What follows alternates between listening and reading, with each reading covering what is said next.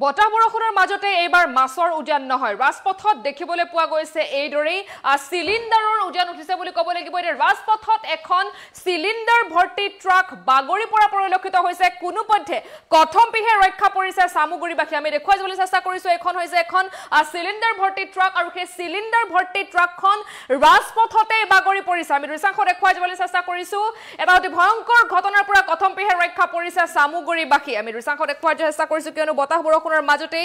gas সিলিন্ডাৰতে উজান উঠিছে সামুগুৰিৰ ৰাজপথত পুৱতি নিশাত সামুগুৰিৰ ৰঙাগড়া তিনিআলিত গ্যাস সিলিন্ডাৰ ভৰ্তি ট্ৰাক দুৰ্ঘটনাগ্ৰস্ত হৈছে নিয়ন্ত্ৰণ হেৰুৱাই 127 নং ৰাষ্ট্ৰীয় ঘাইপথৰ ওপৰতে বাগৰি পৰিছে সিলিন্ডাৰ ভৰ্তি ট্ৰাকখন আমি দেখুৱাই যাবলৈ চেষ্টা কৰিছো সমান্তৰালকৈ AS 01LC5266 নম্বৰৰ ট্ৰাকখনৰ চালকজনৰ টোপনি আহিছিল আৰু টোপনি অহাৰ বাবে দুৰ্ঘটনাটো সংঘটিত হোৱাৰ সন্দেহ প্ৰকাশ কৰিছে এতিয়া স্থানীয় ৰাইজে সহস্ৰাধিক গ্যাস ভৰ্তি সিলিন্ডাৰ বুজাই উত্তৰ গুৱাহাটীৰ পৰা শিৱসাগৰ অভিমুখে নিশা গৈ থকা অৱস্থাতেই এই ধৰণৰ দুৰ্ঘটনা সংঘটিত হৈছে বুলি উল্লেখ কৰিছে স্থানীয় লোকে সন্দেহ প্ৰকাশ কৰিছে যে যিজন চালকে আসলতে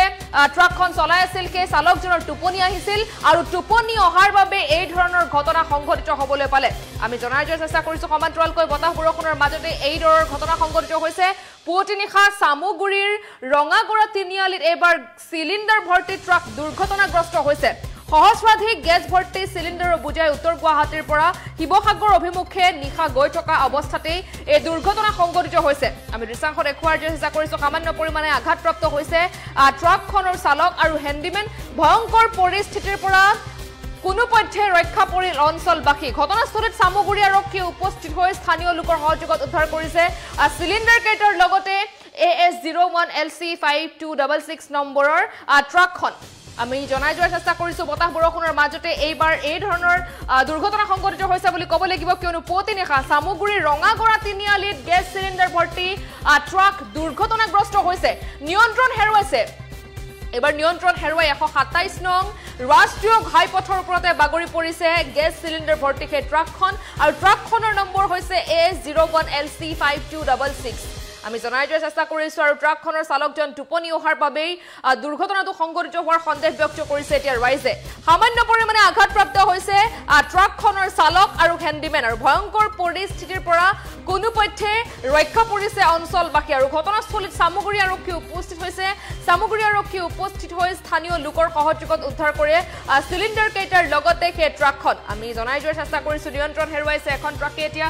নিয়ন্ত্ৰণ হেৰুৱাইছে আৰু নিয়ন্ত্ৰণ হেৰুৱাই এতিয়া এইদৰেই ৰাজপথতে বাগৰি পৰিছে সিলিন্ডাৰ ভৰ্তি এখন ট্ৰাকখনৰ নম্বৰ হৈছে AS 01LC5266 জনাই যোৱাৰ চেষ্টা কৰিছো আৰু ট্ৰাক চালকজন টোপনি অহাৰ বাবে এই দুৰ্ঘটনা সংঘটিত হোৱাৰ সন্দেহ ব্যক্ত কৰিছে স্থানীয় ৰাইজে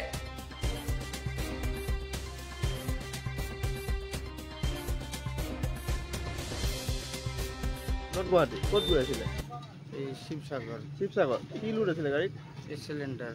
এতিয়া এক্সিডেণ্ট হৈছে আপোনাৰ কেনেকুৱা হৈছে এক্সিডেণ্টটো ঘুমতে ৰাতি টোপনি আহিছিলে আপোনাৰ টোপনি আহি আছিলে মানে পিছত তাৰপিছত কণ্ট্ৰল কৰিব নোৱাৰিলে গাড়ী ৰবি হৈ গ'লে এতিয়া আৰু গাড়া আছে মানে ডাউন থকাৰ কাৰণে এক্সিডেণ্ট হৈ গ'ল একোতো হোৱা নাই গাড়ী মানুহৰ একোতো হোৱা নাই মানুহৰ কি একো হোৱা নাই অকণমান দুখ পাইছে খালি ন এইটো কোন জেগা